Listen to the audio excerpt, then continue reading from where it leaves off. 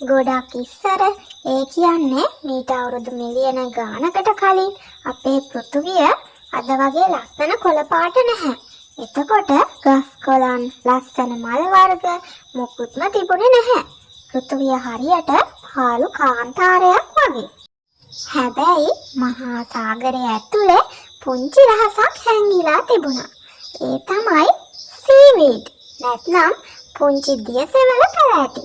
මේ අය ජීවත් වුණේ වතුර යට. දවසක් මේ දියසෙවල යාළුවෝ ටිකක් කල්පනා කළා. අපි හැමදාම මේ වතුර යටම ඉන්නේ ඇයි? අපි අමුදර ගොඩ බිමට ගිහින් බලන්න කියලා. මෙන්න මෙහෙමයි ගස්වල ලස්සන ගමන එහෙම නැත්නම් විකාශනය ආරම්භ වුණේ. ගොඩ බිමට ආපු මුල්ම වීරයෝ තමයි පාසි යාළුවෝ. වතුරෙන් එළියට ආපු මුල්ම පැලෑටි වලට අද වගේ ශක්තිමත් මුල්, කඳන් හෝ කොළ තිබුණේ නැහැ. එයාලා හරියට පොළවට උඩින් දාපු කොළ පාට පළසක් වගේ. මෙයාලට වතුර නැතුවම බෑ. ඒ නිසා මෙයාලා හැදුනේ තෙතමනිය තියෙන ගල් උඩ සහ මින් අද්දර.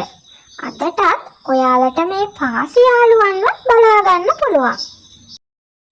ඊළඟ කට්ටිය තමයි උස යන්න හීන දැකපු පර්ණාංග. එහෙමත් නැත්නම් අපි ඉංග්‍රීසියෙන් කියනවා ෆර්න්ස් කියලා.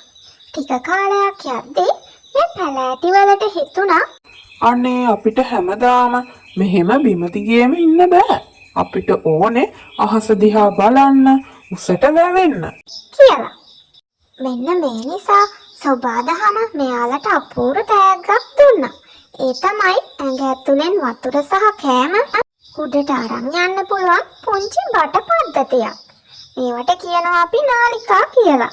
මේ බට නිසා මෙයාලට කෙලින් හිට ගන්න ශක්තිය ලැබුණා. මෙයාලා කොච්චර උස ගියාද කියන්නේ සමහර පර්ණාංග ගස් අලි වගේ උසට වැවුණා. ඒ කාලේ පෘථුවියේ රජ කරපු ඩයිනසෝරයන්ගේ බඩ පිරුණේ මේ පර්ණාංග ගස් වලින් තමයි. ඊළඟට කුණාටු වලට බය නැති කේතදර ගස් බිහි වුණා. ඔන්න කාලය ගෙවිලා යද්දී පෘථුවිය ගොඩාක් වියලි වෙන්න පටන් ගත්තා. පර්ණාංග පැලෑටි වලට පැටව එහෙම නැත්නම් බීජාණු හදන්න වතුර ගොඩාක් ඕන වුණා. ඉතින් වතුර නැති වුණාම එයාලා අසරණ වුණා.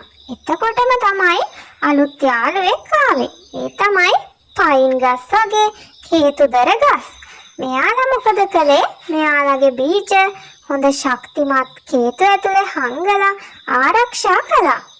හුළඟ එනකොට මේ ඇට ඈතට පාවෙලා ගිහින් අලුත් ගස් හැදුණා.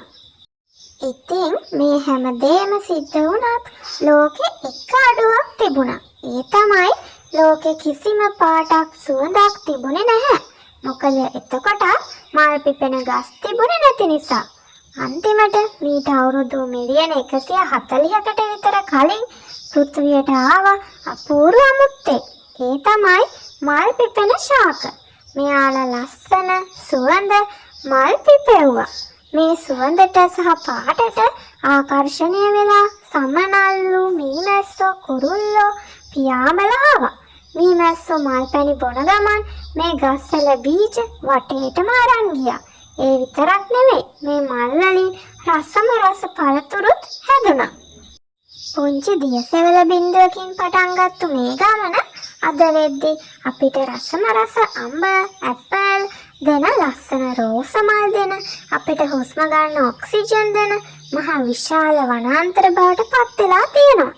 ඉතින් ඊළඟ වතාවේ ඔයා වත්තට ගිහින් ලස්සන මලක් හරි ගහක් හරි දකිද්දි මතක් කරන්න මේ ගහ අද ඔයා ඉස්සරහා ඉන්නේ අවුරුදු මිලියන ගණනක දිගු වීර කතාවක් නිම කරලා කියලා. ඉතින් මේ වගේ රසවත් කතා අහන්න අපේ channel එක subscribe කරලා දිගටම අපිත් එක්ක එකතු වෙන්න කියලා ආදරෙන් මතක් කරනවා. ඔයාලා හැමෝටම ගොඩක් ස්තුතියි.